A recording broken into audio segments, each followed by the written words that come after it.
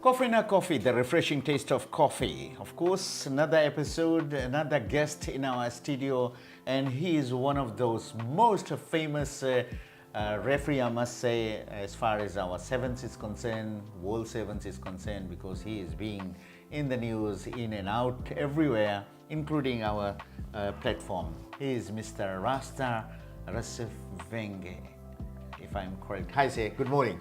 Good morning, SN. Did I pronounce your name right? Most definitely, Yes. SN. Yeah. So good morning, and it's a great honor and privilege to be on the show. In fact, it's a great honor to have you in the show. Actually, we've been trying to get you, but thank you so much for coming and, of course, taking out that special time. How does it feel to be in Fiji right now? I mean, you must be enjoying those moments, eh? Yeah, it feels absolutely amazing. And all those attentions that you're getting. Absolutely, So this feels like home, and the people embrace myself, and I embrace them. So it's great to be here, and I'm really enjoying myself here in Fiji. And on the street while you were going, or somebody, you must be yelling, Rasta, Rasta, Rasta. How are you? Because I do remember years back, there was one match that was happening, and that was rugby we were talking about.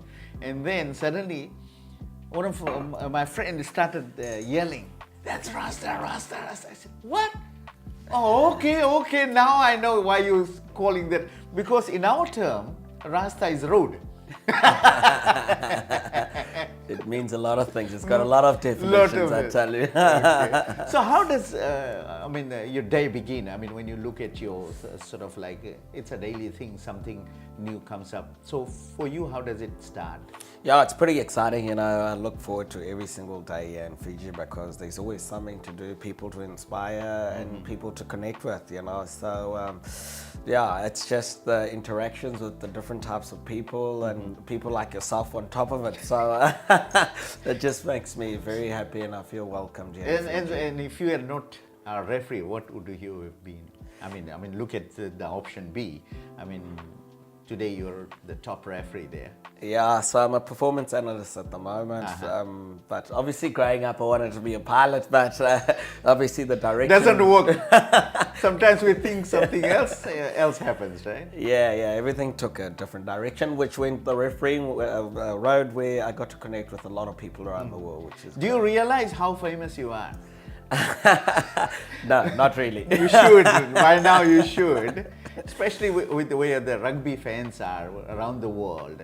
And wherever you go, I'm quite sure you'll be recognized. That Rasta, that's your background, especially with the South African sort of like hometown. Firstly, I do get recognized around the world, which is great, So my background from South Africa, I grew up on a farm in South Africa, So I'm from a small tribe called the Venda tribe. It's right at the top of South Africa, and went to boarding schools and stuff like that and grew up in South Africa, which was great. Anybody else in the family who was associated with rugby? Or No. Sports, any sports? So how did you get into this field? I mean, it must be really exciting, and our listeners and our viewers, they will definitely like to know, how did you get into this refereeing? Yeah, it was quite interesting. In school I thought I'd play rugby, I'd always become a Springbok or something, but and I always had the notion dynamite comes in small packages. Exactly. But however, the paradigm changed and I went into looking at the game differently, and obviously I thought there's an opportunity to pick up the whistle while I was in university and getting involved with the school games and refereeing, and the opportunity presented itself. And then I took it with both hands and started on refereeing club rugby and graduated to obviously the national systems and international systems, which is the HSBC Sevens circuit. Back then it was under the IRB banner when I started. Oh, okay. Yeah. You can still, I must say, you can sip your coffee right now. Kofeena coffee, the refreshing taste of coffee. Thank you, I'm enjoying it. Are there some people, in your mind, or I'm talking about the world leaders who inspire you a lot? Is there someone who you get too inspired with? Yeah, absolutely. There's quite a couple of people that really inspire me. I look at Princess Charlene of Monaco. She's quite inspirational in the communities and the work she does for the underprivileged and Charitable work. Yeah. Her NGO is absolutely superb. Those type of people. And then if we look at other global icons, I look at probably one that passed, Nelson Mandela, the legacy left behind and what he did, not just for South Africa, but for the whole Throughout world. the world, yes. People talk about him. Yeah, those are the type of icons I look up to. And what is that in you, that confidence level? How do you get that confidence level? Well, my confidence started in school. I just learned to stand up for myself. Being independent in a boarding school, elements like that teaches you to build confidence for yourself, because it's survival of the fittest out there, and you got to have confidence in order to do things. And in the refereeing world, you got to have confidence, which then leads to elements like leadership and all that stuff. So yeah, I've had a lot of tools to teach me how to be confident. Sometimes when people start criticizing me, I feel really down, and I just start worrying about all the criticism. How about you? when people criticize the standard, the way you have done your work or things like that. Yeah, does it bother you? Not really for me. I normally just laugh at them and ask them to do a better job. So that's my mechanism of deflecting the criticism. But some of it can obviously affect you. But the key to it is just to not let it affect you. So you can't be emotional with people. Everyone's just got an opinion. Of course, yeah. And not everybody's in the ground. Exactly. It's from your viewpoint of. Yeah, and I don't have replays. I've got a split second to make a decision, but they don't. They have replays and TVs, So I just work on photographic memory and what's in front of you, the pictures that are presented. What is the most important aspect of refereeing when you look at it? Yeah, the most important aspect of refereeing, there's several, but the first thing is confidence. Whatever shape or size you are, it's confidence. The second thing, obviously, it's fitness. The third thing is your law knowledge. The fourth thing is your game savviness. You've just got to know the game in order to facilitate the game. Okay. Kofeena coffee once again. Another sip. Refreshing taste of coffee. Yeah, absolutely amazing. When you look at some of the games that you did the refereeing, have you ever thought on saying, you might have said, I should have done or your decision was not up to par with the game, and you sort of regretted making that decision or anything like that? So when you referee, you got to referee with confidence, yes, huh? yes. So in the game of refereeing, for the viewers out there, so you understand how it works and your triggers and your defaults, is that you're always going to get errors and non-decisions. Yeah? Okay. You never get a perfect game. That's the first thing that everyone needs to understand. And the key to it, when you make a mistake, which is an error, the best thing is to deflect it and move quickly from it. So some people recognize it after they've made the mistake. Some people think they've made the correct decision, but after review, it's a mistake. So there's windows of actually reviewing it. You can actually review it live while you're going within the game. Yeah. And then post-game, when you actually look at the video and do your analysis, then you can actually review and say, oh, okay, I could have done a better decision, or I could have been in a better position to execute a better decision.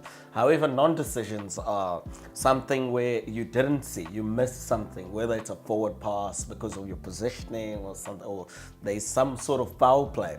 That's part of the game, and when you review, you also say, oh, I wish I saw that, so you can penalize it. So the game is so dynamic and so fast that you're always going to have errors and non-decisions, but our KPIs are to minimize those errors and non-decisions in order to facilitate the game. There are three things when you are doing the refereeing. One, the actual refereeing. Two, enjoying the game. Third, your fitness level. So three things that there is a combination. So your brain is basically in three different directions. Any particular team you enjoyed refereeing, or the game that you enjoyed? Yeah, there's a lot of teams that enjoy refereeing. Because I'm asking you from the point that you were enjoying the game actually while refereeing. Yeah, I enjoy the game. You know, I don't want to pick on a particular team, otherwise you'll all say I'm biased. But however, I enjoy refereeing the teams that exude a lot of skill. So the best games that I enjoy refereeing probably are between Fiji, New Zealand. That's always entertaining. Yes. Or Fiji, Samoa. Those games are always full of drama and entertaining. So when I started off, I always wanted to referee one of those two games. But the pinnacle was always Fiji, Samoa, and then obviously in the latter stages became Fiji, New Zealand. So those were the two types of games that I really enjoyed refereeing. Does the ground condition really affect the team's performance and the referee's performance? Yeah, absolutely. Every ground. Any country you enjoy refereeing? Everybody's talking about Hong Kong, everybody's talking about, and of course, different locations. But for you? Yeah, absolutely. The different grounds affect different teams. Remember, some teams like the North, they practice on and play on synthetic turf, 5G turfs and stuff like that, whereas you know, you get some of the Southern Hemisphere teams like Fiji, Samoa, Tonga, Cook Islands, Vanuatu, and all of them, they play on muddy fields and they're very skillful in those conditions, you know, and you get other turfs where you get kukui grass, you know, which doesn't get muddy and stuff. So you get different types of rugby executed, but I find the Pacific teams, because of the conditions they play in, they tend to show more skill with other fields around the world. So whereas teams traveling here to the Pacific struggle here because of the types of pitches, but you know, the skill level shown here by the Pacific teams in these conditions is amazing, and even more amazing when they go overseas. So what do you think of the Fijian flair, the flair that everybody talks about? Fijian flair, I call them Fijian razzle dazzle. They razzle dazzle, you know. It's something special to watch, you know. So I was here at the Coral Coast, thanks to Art Trigger for bringing me to the Coral Coast and Jay White and the team. But that flair is something you cannot explain, you know. It just happens naturally, you know. You're just waiting to see what's next. That's Fiji, you know. So that's what they're renowned for, and their skill and their beauty. It's almost like a symphony. It's art. It's poetry in motion. And despite having that flair, I mean, Fiji has lost lots of games lately. We haven't won, I think, the 17 tournaments. What went wrong, or what do you see, or what should be done? You would like to comment on that? Yeah, obviously they're going through a bit of a patch and not winning tournaments, you know. So Because all the audience right now, I mean, the people of Fiji, they want team to win. Yeah. It's a crazy world here. Yeah, there's obviously a lot of factors contributing to that, and they've gone through a bit of a patch, which I think they'll get out of. So probably I think they need to stick to their flair and their heritage, in my view. That's Fiji. Obviously a lot of players are going overseas. That's another contributing factor. You know, they're getting contracts all overseas. Yeah. The Drua, there's a lot of factors to it, but you know, they'll come right. It's just time. Hopefully they'll get it right before the Olympics, which is coming up this year in Paris. Something that everybody is looking forward to. Yeah. What is the most rewarding part of your job? Of course, coffee is there. Enjoy your coffee. I'm quite sure you're enjoying that. The most rewarding part of my job is the coffee, to be honest. I'm really enjoying it. I might ask for another mug of coffee. No, it's probably interacting with people and getting to know people and traveling the world. That's really enjoyable.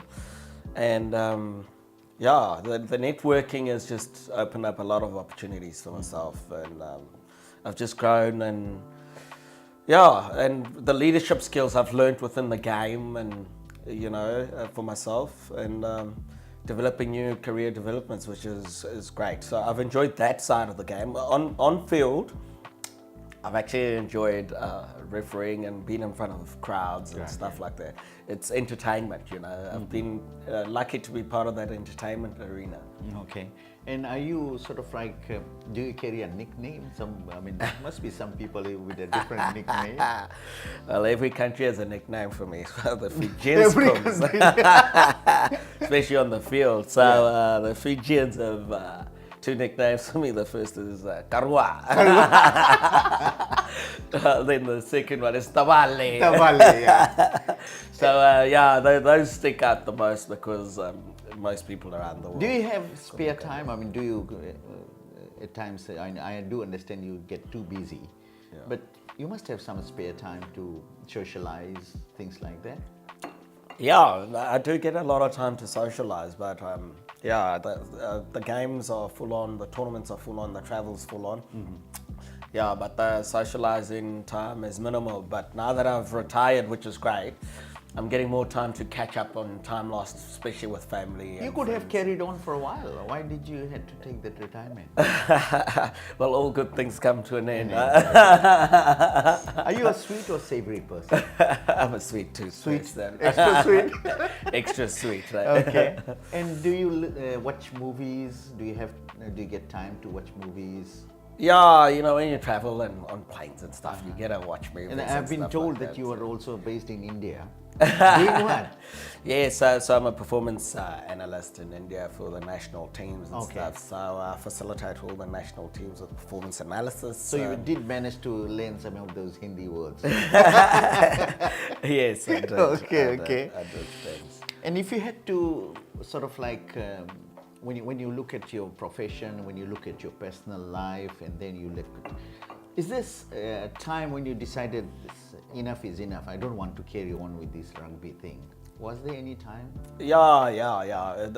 There became a time where I was just going through the motions, and probably the time was right that everything needs to end. So and start, inspiring the youth, and trying to help other countries find other Rastas. So that's in the pipeline. So we will get more Rastas out there, whether it's in Fiji, Samoa, or the Pacific. They come in. They will be better than me, and they will take the show. A rumor that you were surprised of? Were you linked with anyone, or there was a rumor going around about you and you were not even aware of it? The rumor that was going around is that I've got Fijian heritage. Oh, okay. I've got sisters and brothers here that I was not aware of, and apparently I've got land and everything. And wives, but anyways. But I'm quite sure you must have smiled on that, because that thing, after all, it's just a rumor. Yeah, it's just a rumor. Yeah, it's all banter, and I love laughing around it. And would you love to live in a cold country or in a tropical country? Yeah, my dream had always been to live on an island. So, you may never know. I might have lost my passport here in Fiji, and I'll probably be staying and not going anywhere, not going back to India or home, So, yeah. Would you rather lose love or money? I'd rather lose money, to be honest. I've seen something here that in Fiji that I cannot explain to people. I'd rather lose every single cent I have and just be happy. Well, I mean, of course, you are in rugby, but apart from rugby, any other sports that you love, or you want to play, or you want to watch, things like that? Yeah, I love watching other sports like cricket, obviously. But yeah, in terms of participating in sport, I probably play golf. I started a bit, but that's another sport that I'd like to start taking fully. But that's more of a recreational thing. Any morning or daytime or any time when you leave home, 3 things that you cannot sort of forget. You carry it with you leaving home. Yeah, when I leave home, probably it's the spangle that I got from. Firstly, the spangle. It's strong. Okay. Wows. It's all about women support and stuff. That's the first thing that I just got recently from the Minister of Women. That's the first thing that I will not take off, because I believe in equality and supporting everyone. The second thing probably is my cell phone. That's my cell phone. And the third thing that I will not forget when leaving home, obviously, is my manners. So those are the three things I'll never forget. If you're stuck in a lift with three different people, which three people would it be? I mean, three people. And you won't mind. I mean, jeez, if I was it's stuck a tricky situation. Wow, that's a trivia question. Yeah, but wow. Someone you sort of like, I won't mind, or things like that.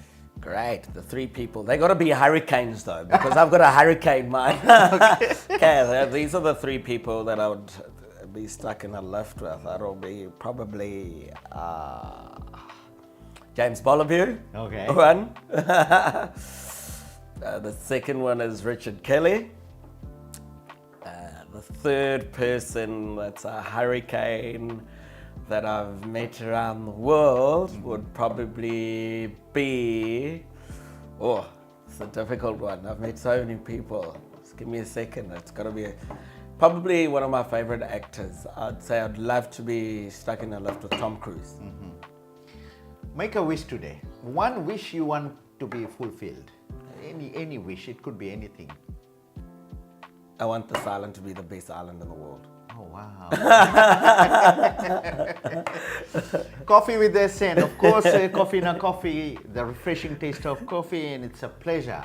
And thank you so much for coming in our show. I'm quite sure you must have enjoyed our chit-chat, our sort of like, but have you ever thought, all these questions will be popping up one day online, you will be internationally sort of, people will be asking about all these questions and answers, and they'll be viewing you on a different platform. How does it feel? No, it's like I said, it's a great honor and a privilege. Some of the questions were maverick. But no, I always get these questions, and it's quite great to be on these breakfast shows and obviously share a bit of introspection about myself and about things that I've gone through. And thank God I got the privilege to be with kofeena Coffee and share my views with the viewers out there and have a bit of a laugh with you, SN. And you've been a great host, and I've really, really enjoyed, obviously, my kofeena Coffee, you know.